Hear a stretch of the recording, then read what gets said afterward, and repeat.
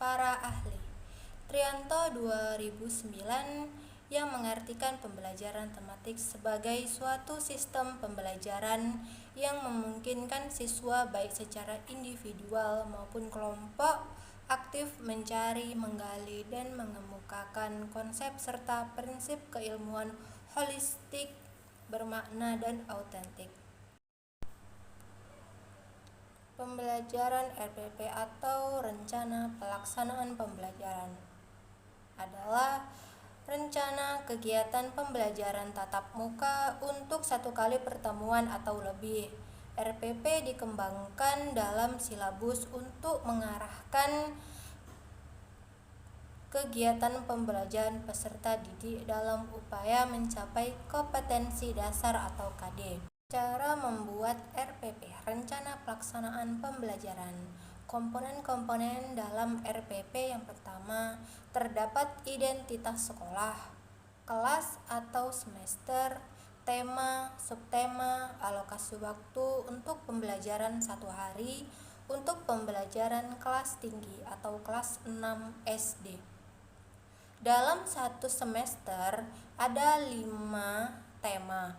Satu tema ada 3 subtema, dan dalam satu subtema ada 6 pembelajaran dapat diselesaikan dalam waktu 1 minggu. Kompetensi inti atau KI yang di dalamnya terdapat K1 religius atau tentang keagamaan, K2 memahami, K3 pengetahuan, dan K4 keterampilan. Setelah selesai menyusun kompetensi inti, lalu lanjut ke kompetensi dasar. Kompetensi dasar atau KD. Kompetensi dasar diambil dari silabus. Untuk merancang pembelajaran harus berpaduan kepada silabus.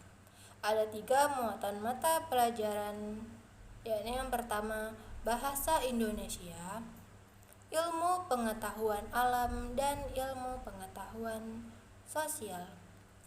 Selanjutnya, dalam merumuskan indikator yang harus diperhatikan adalah yang pertama, dirumuskan dari KD, kompetensi dasar.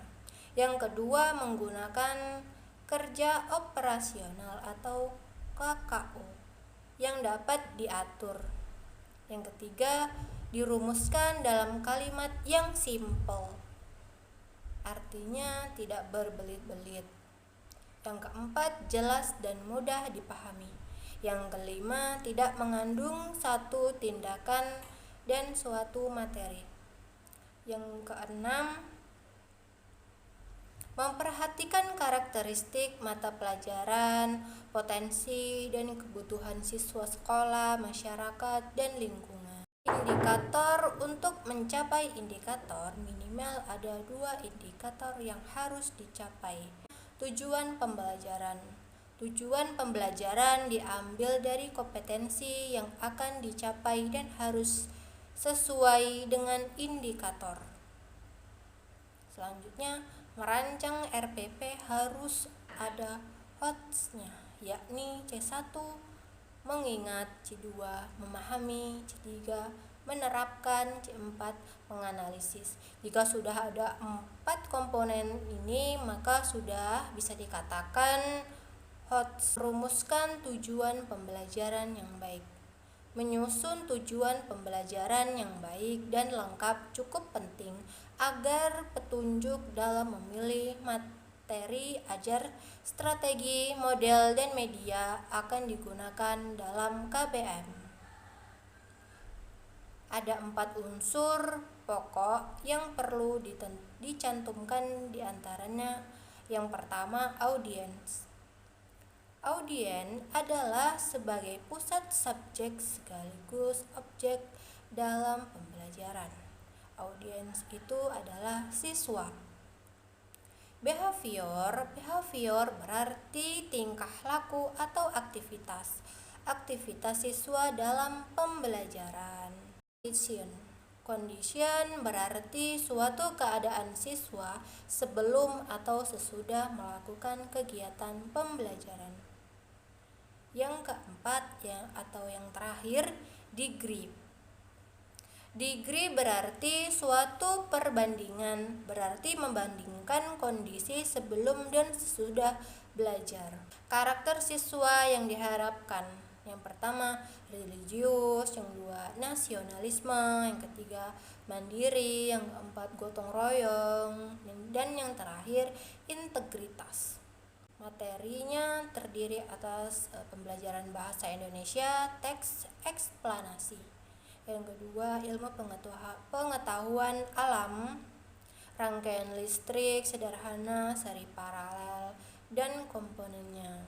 Yang terakhir, ilmu pengetahuan sosial atau IPS, perubahan sosial budaya masyarakat Indonesia karena pengaruh listrik. Metode yang digunakan yakni pendekatan saintifik, metode penugasan, tanya jawab, diskusi, dan ceramah. Model yang digunakan PJBL atau Problem Based Learning. Media dan sumber belajar. Media atau alat, yang pertama LKPD, lembar kerja peserta didik. Yang kedua proyeksi, layar, handphone, kartu sortir, dan mind mapping. Yang ketiga lampu senter. 4 teks bacaan. Sumber belajar bisa didapatkan oleh guru, staf sekolah, dan lingkungan sekolah. Kegiatan pembelajaran. Kegiatan pembelajaran yakni yang pertama pendahuluan, memberi salam, menanya kabar kepada siswa, memulai presensi, berdoa, menyiapkan diri, siap belajar, menyanyikan lagu, tanya jawab tentang pembelajaran, memotivasi siswa, dan yang paling penting yakni guru menyampaikan materi pembelajaran lembar kerja peserta didik atau LKPD. Di dalam pembelajaran ada 3 mata pelajaran, jadi dipisah menjadi 3 bagian, yakni LKPD Bahasa Indonesia sendiri, LKPD IPA sendiri, dan LKPD IPS sendiri, agar memudahkan guru juga memudahkan siswa. Memberikan tugas kepada siswa berbentuk kelompok ataupun individu. Sebelum mengerjakan LKPD harus menyiapkan alat dan bahan terlebih dahulu, agar tugas yang diberikan itu jelas dan sesuai dengan ketentuannya. Di dalam LKPD ada tugas siswa mengamati, menuliskan apa yang telah diamati, lalu LKPD tersebut dikumpulkan dan dipresentasikan di depan kelompok lain. Kegiatan penutup ada pertanyaan refleksi, guru memberi penghargaan dengan memberi reward, yakni reward yang seperti tepuk tangan atau memberi hadiah atau memuji. Dan refleksi kesimpulan ini ditanyakan secara langsung, secara klasikal, atau dengan menuliskan kelemahan dan kelebihan. Yang pertama, kelemahan. Kelemahan hanya ada beberapa siswa yang aktif mau angkat tangan, dan hanya itu saja yang mau atau harus ditunjuk langsung oleh gurunya. Yang kedua, kelebihan. Kelebihan ini bisa dilakukan setiap siswa diberikan pop-it satu-satu untuk menuliskan apa saja yang sudah dipelajari, dipahami, yang disukai. Maka semua siswa akan menuliskan dan guru membacakan refleksi, dan guru membaca refleksi itu ketika setelah waktu selesai pembelajaran.